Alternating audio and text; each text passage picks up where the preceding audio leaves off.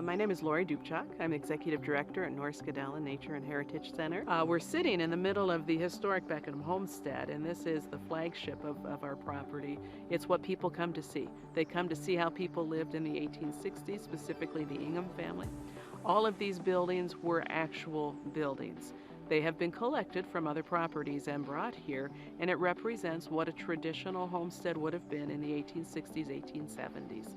It's an amazing place. There's a history here that is unmatched anywhere else. It's a combination of the history of an entire culture and the nature, the environment that they found when they got here. We spend hours and hours and hours mowing and keeping lawns mowed, but we also have miles and miles of trails that we need to keep mowed so that people can hike on them. We don't have paved, we've got one paved hiking trail. The rest are natural through the woods. There's just so much property. There is so much property. 400 acres is significant. And the fact that we want to make it so that people can get to as much of it as they possibly can. So keeping up on things, because again, the natural growth encroaches on whatever we maintain. And so if something happens, if a natural event happens, and we can't get to the regular maintenance, well, that encroachment is just significant. And we've got volunteers that come and help us do anything and everything. And so often I have to say, I'm so sorry, but only staff can do that. I'm so sorry, that's not a piece of equipment a volunteer can use. And breaks my heart because they want to help us so much, you know. So having equipment that is that any person can use, you know. They don't have to be the big muscle-bound person, but you know, even a person of my size could use that. That's tremendous. That's a gift from God right there. And then it's simple enough to operate that I can trust someone with it. They don't have to be, you know, they don't have to have a license for big equipment. They don't have to have special training. We can say, push this button, go straight there.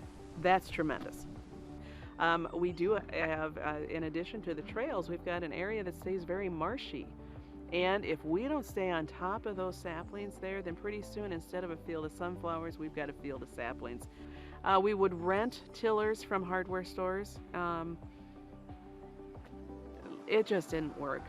We'd like to take care of it ourselves. So having something that's going to cut through this type of ground and turn it over so that we can plant the sunflowers and have that sunflower field again, that's just going to be exciting and amazing. You know, I have to say, I am so impressed with Orec equipment.